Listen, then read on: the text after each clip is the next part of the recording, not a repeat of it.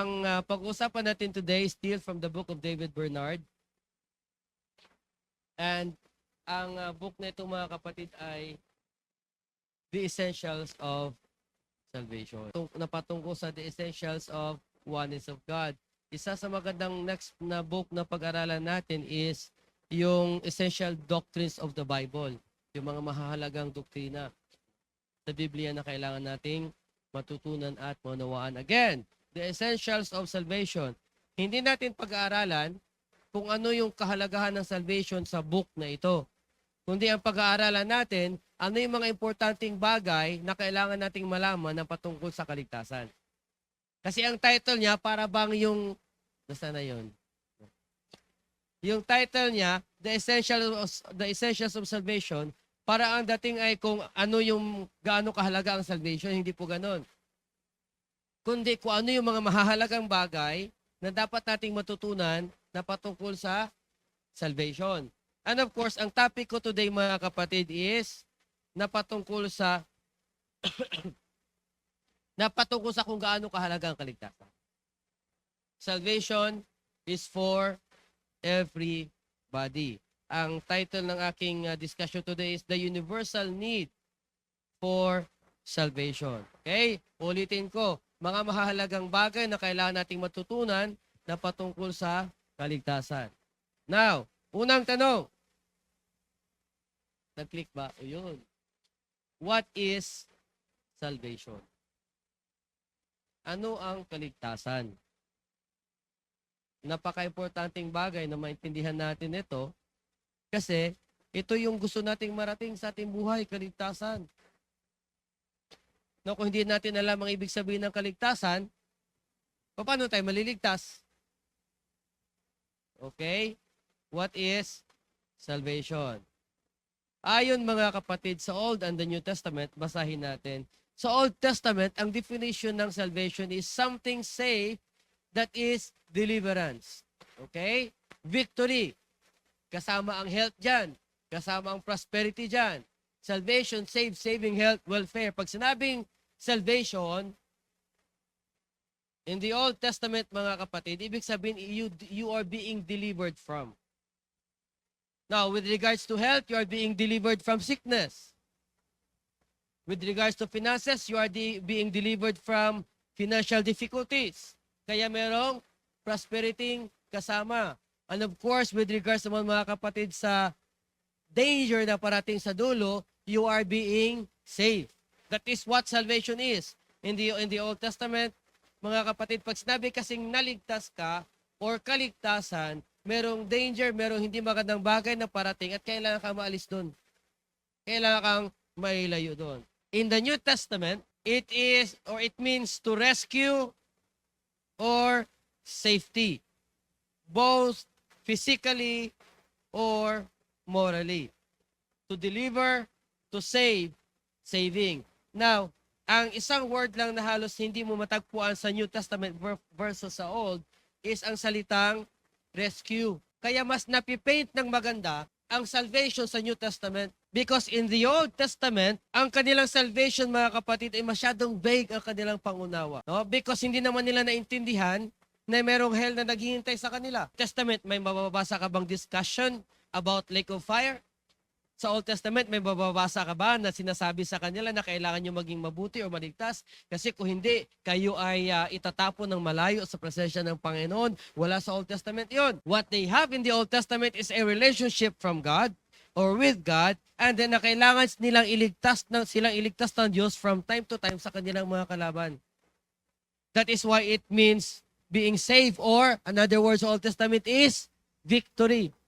And in fact, salvation is victory. Pero sa New Testament, ang isa sa nagbigay ng kulay sa definition ng salvation is rescue. Ibig sabihin, kaya kailangan natin ng salvation, kaligtasan, because we are doomed. We are going into a direction that nobody can help us. We are going into a direction that we cannot help ourselves. Kaya ka i-rescue kasi hindi mo kayang iligtas ang sarili mo. Understand? Kaya ka i-rescue kasi wala kang kakayahan na alisin ang sarili mo sa kalagayan na yan. And that is what the New Testament is telling us about salvation. Now, tanong, who needs salvation. Palagay nyo. May narinig ako dito, may sumagot. Everyone. Sino kailangan ng kaligtasan? Yung mga masasama lang ba? Yung mga mabubuti lang ba? Yung nakaka-memorize ng Bible, hindi na kailangan ng kaligtasan? Who needs salvation? Everybody. Ito ang sabi mga kapatid ng Bible in the book of Peter. Sabi ng Bible dyan, the Lord is not slack concerning His promise, as some man counts slackness, but is long-suffering to usward, that not willing that any should perish, but that all should come to repentance. Napansin nyo? All. Ayaw daw ng Diyos na mayroon mang isa sa atin na mawawala. Ayaw ng Diyos na mayroon mang isa sa atin na mapunta doon sa lugar na ayaw niyang mapuntahan natin, which is the lake of fire. He is not willing that any should perish. Tayo mga tao, iba minsan eh. Pag sobrang sama na ng tingin mo sa tao, di ba?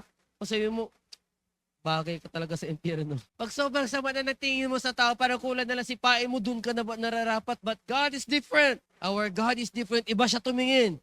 Kahit na gaano ka pa kasama, ano sabi ng Ezekiel? Ang Diyos ay hindi natutuwa sa kamatayan ng makasalanan. Tayo, natutuwa tayo minsan.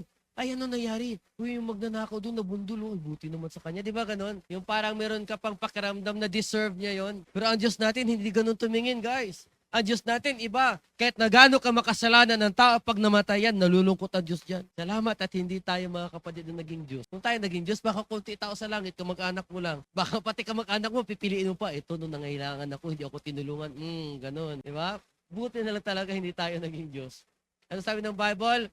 But that all, hallelujah, kasama tayo dyan. Sabi ng Bible, but that all should come to repentance. Kaya ang pinag-usapan natin last Sunday, Acts chapter 2, verse 39, for this promise is unto you, unto your children, and to those who are afar off, even as many as the Lord our God shall call. Salamat sa Panginoon, after 2,000 years, nagtawag pa rin siya ng tao. Salamat sa Panginoon, 2,000 years later, nagtatawag pa rin siya at nagliligtas pa rin siya ng tao. Kaya ngayong gabi, pinag-uusapan pa rin natin ito. It is because there are still people that needs to be saved, because God wants all to be saved. Ayaw niyang may maiwanan. Ayaw niyang may hindi makarating, mga kapatid, sa kaligtasan. Now, mabilis na itong topic ko eh. Okay?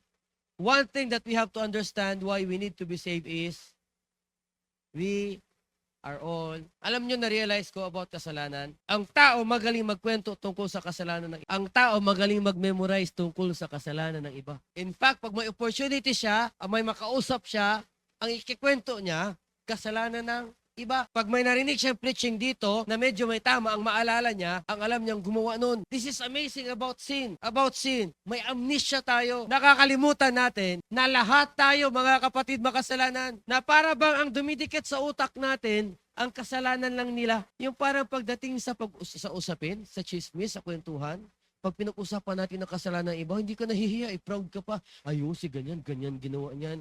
Pero balik na rin kayo natin, mag-usap tayo, una mo ikwento kasalanan mo. Kaya mo?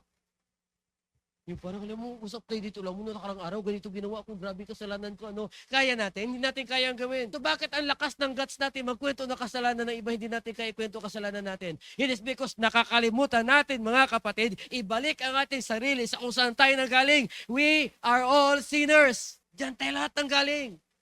Kahit na gaano ka pa katagal na sa church, at gaano na, mga kapatid, kaganda ang forma mo, kahit na gaano na kahaba ang buhok mo, o gaano nakatuwid ang lakad mo sa Diyos, dito pa rin tayo nanggaling sa pagiging makasalanan. Let us not forget that, because reminding yourself that we are just sinners saved by grace will keep your feet on the ground. Ang hirap kasi pag naalala natin, matuwid na tayo lahat. Kaya hindi maganda sa church na pinag-uusapan natin ang mali ng iba. Hindi maganda sa church, mga kapatid, na pinagkikwentuhan natin ang kasalanan ng iba.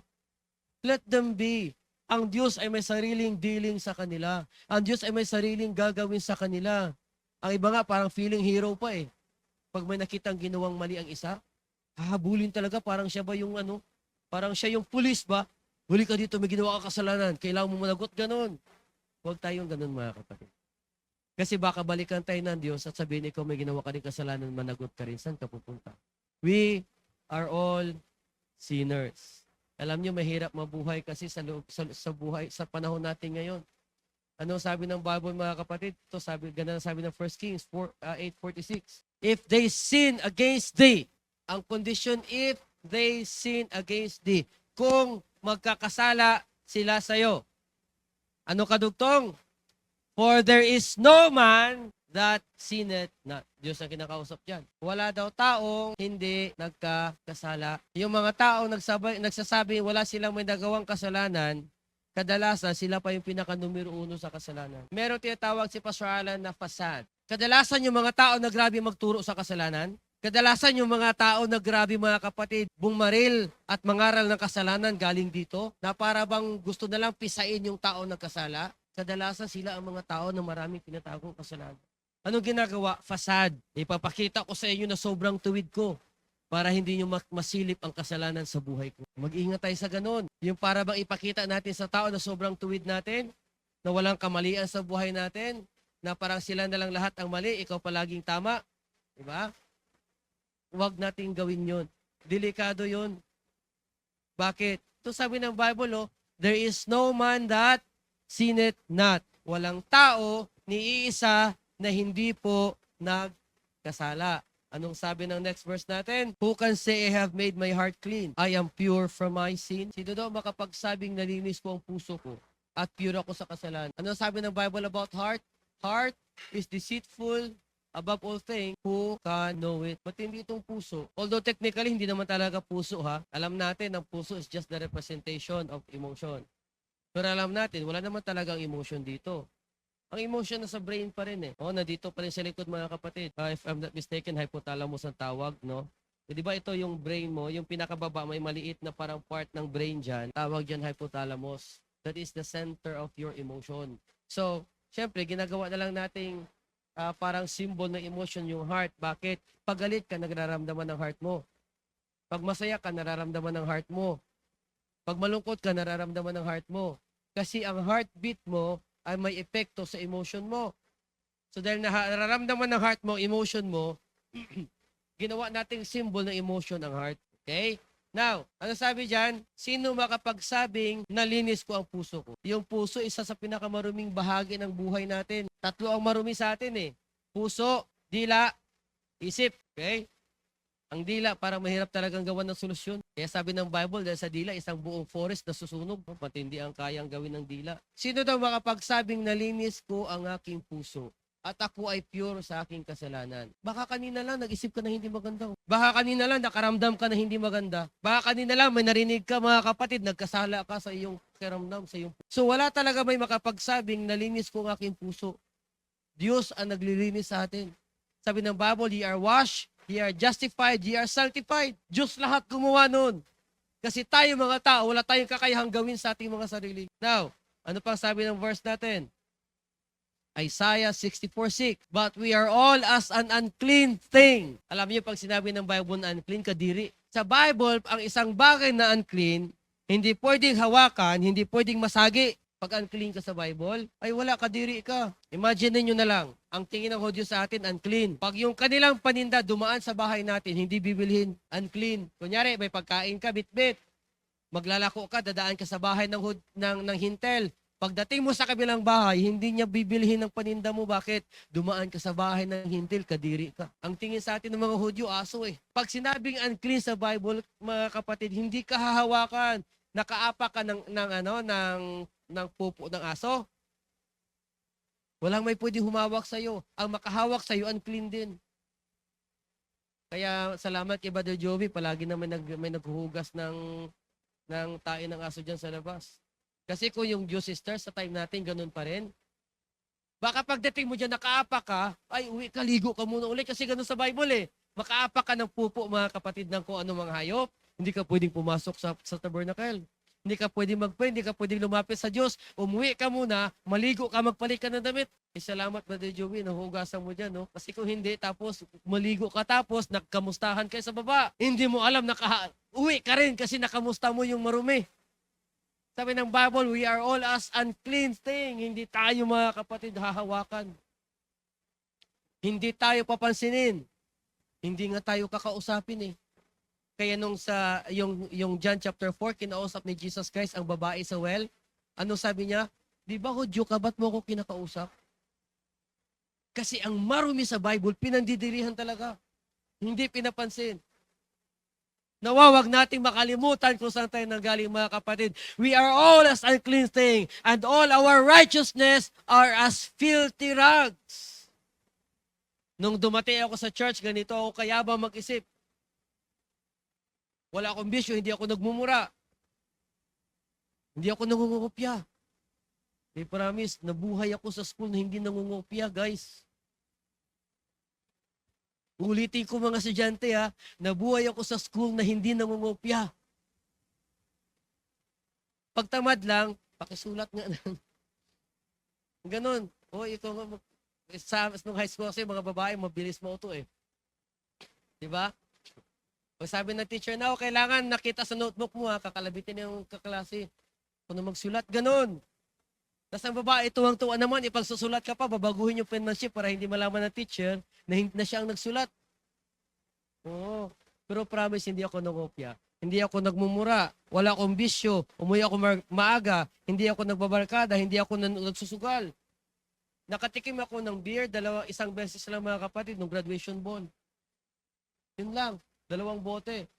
The rest, wala. So, ang tingin ko sa sarili ko, maayos. Ang tingin ko sa sarili ko, matuwid. That's why nung may nag-share sa akin na kailangan ko mabaptize para mahugasan ang kasalanan sa buhay ko, hindi ako naniwala. Oo, palagi ko sinasabi, bakit yung magnanakaw sa cross, hindi naman nabaptize? Yung kaibigan ko, hindi lang pilosopo, pero siguro ngayon kung gagamitin sa akin, sagot ko, bakit magnanakaw ka ba?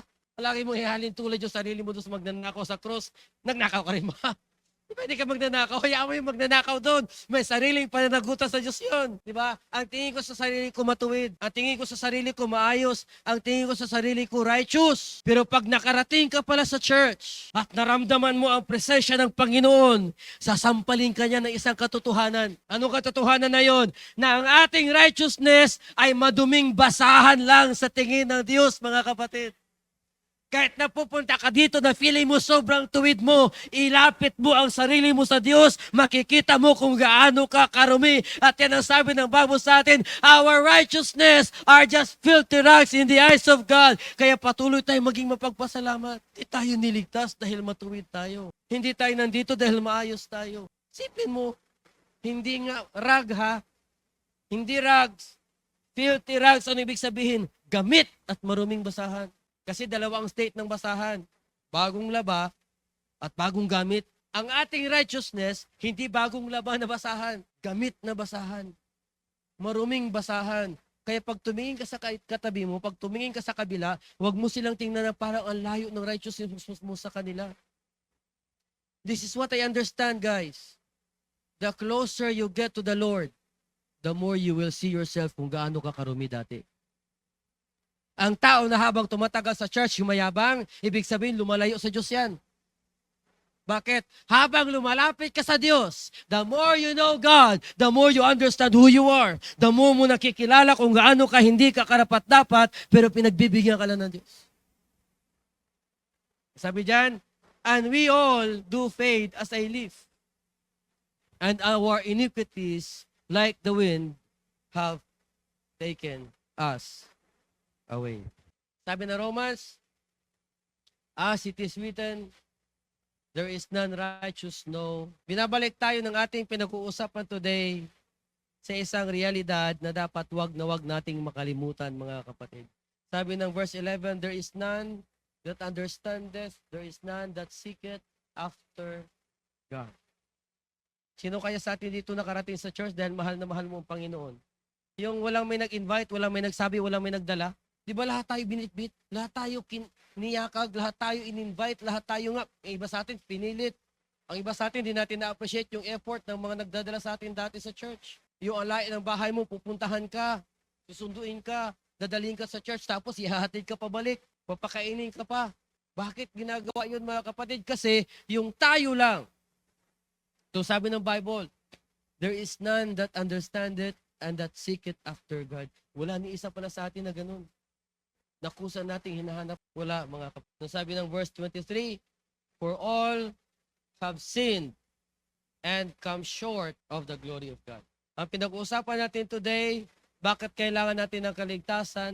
Dahil lahat tayo, mga kapatid, ay makasalanan. May kasalanan tayo, minsan alam ng iba, minsan hindi. May kasalanan tayo, minsan aminado tayo, minsan hindi. May kasalanan tayo, minsan tanggap natin sa sarili natin, minsan hindi. But whether tanggapin mo ang isang bagay na kasalanan sa buhay mo o hindi, kung kasalanan ang sa Biblia yan, kasalanan. Whether tanggapin ng buong mundo na yung ginagawa mo okay lang. Pag sinabi ng Biblia ang ginagawa mo kasalanan, kasalanan po yan. At ang sabi ng Bible, for all. Bakit all ang kailangan ng kaligtasan? Because all ang nagkasala.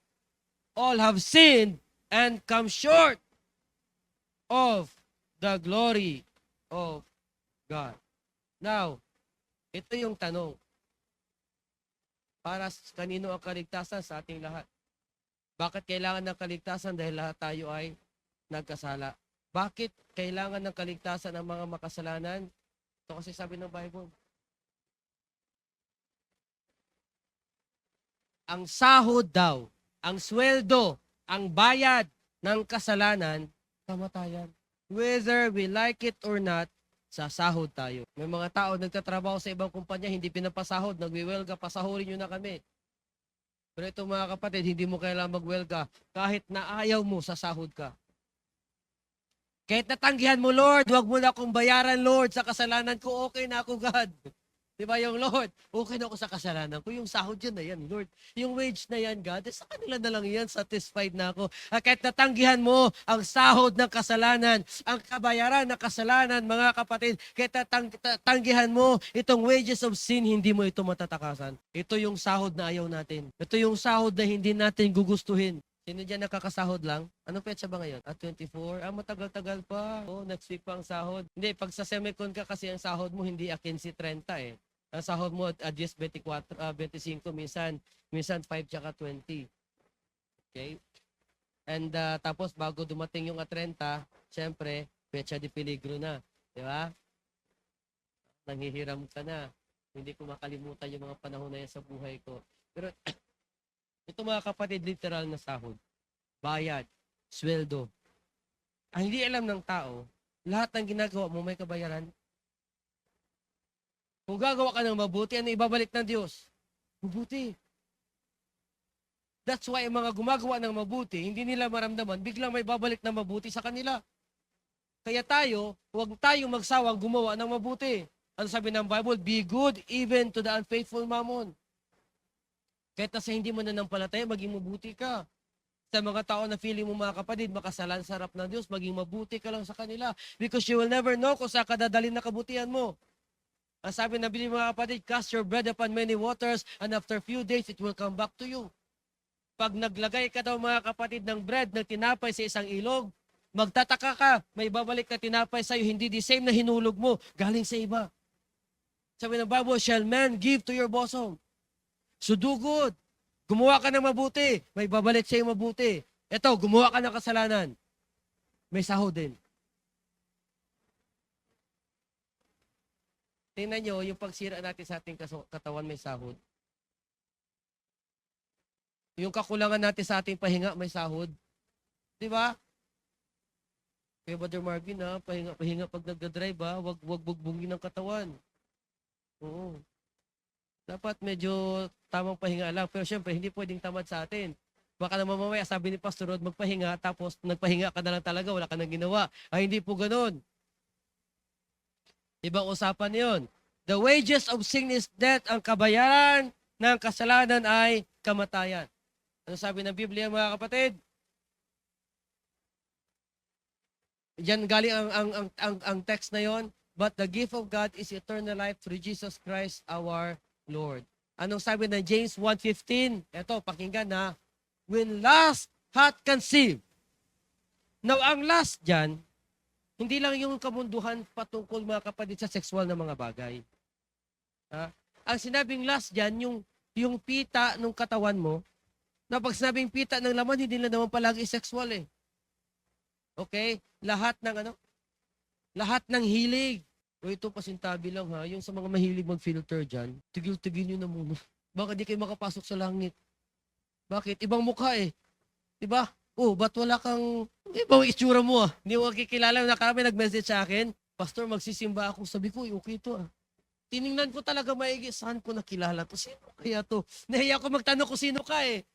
Sabi ko, sige sister, binigyan ko pa ng address, pero pinag-isipan ko talaga, Miggy, sino kaya itong babaeng to? Chinek ko yung profile, hindi ko talaga makilala. Paano ko nakilala mga kapatid? Chinek ko yung friends. Ah, taga ganitong lugar yun.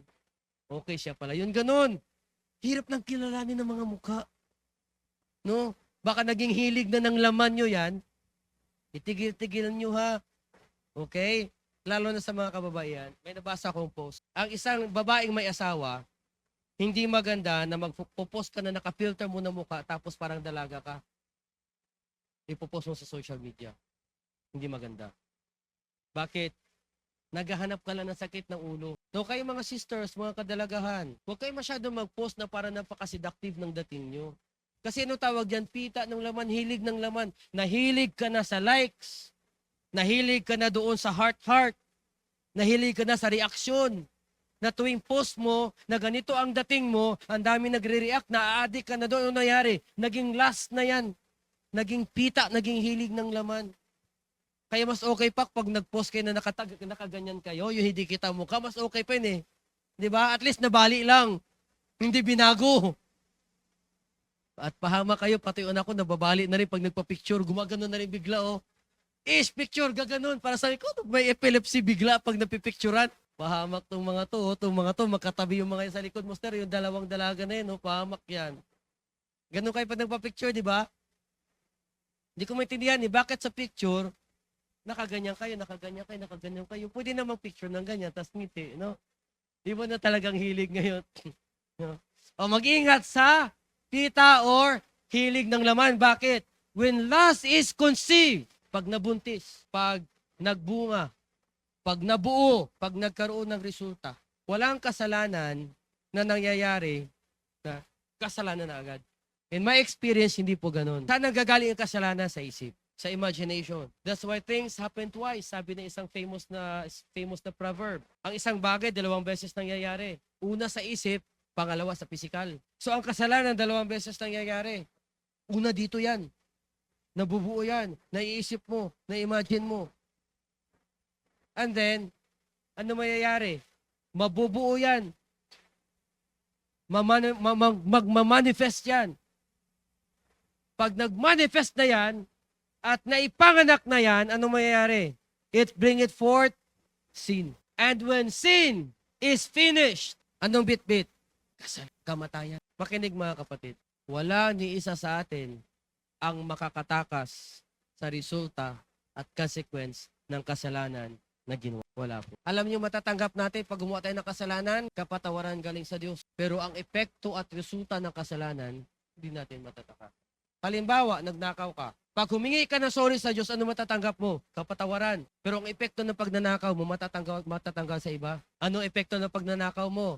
Palagi ka nila pagdududahan, hindi ka na pagkakatiwalaan, baka maipakulong ka pa. Hindi mo matatanggal yun. Hindi mo maiiwasan yun. Why? Epekto ng ginawa mo yun. Pero ang pinakamatinding epekto ng kasalanan, pag hindi tayo nakatanggap ng kaligtasan ay kamatayan. But thank God, mga kapatid. Thank God. Hallelujah.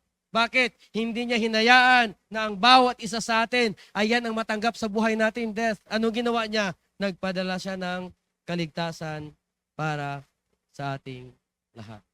Now, what is salvation? It is the deliverance from the power and effects of sin in our lives. Ito po ang definition ng kaligtasan para sa ating mga mananampalataya. Ano yon?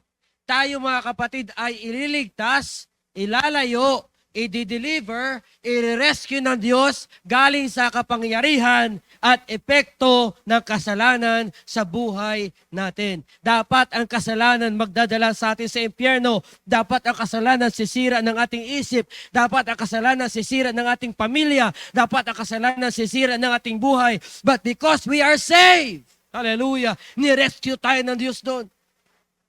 Ibig sabihin, nagmamarch tayo papuntang impyerno and God snatched us out from that direction. Nilagay kanya sa isang march papuntang langit. That's why mga kapatid, ang ating puso ay mananatiling nagagalak, mananatiling magpapasalamat, mananatiling worshiper mga kapatid sa Panginoon na nagligtas sa atin. Ito sabi ng Katay Don Moen, where will I be if you have not been by my side?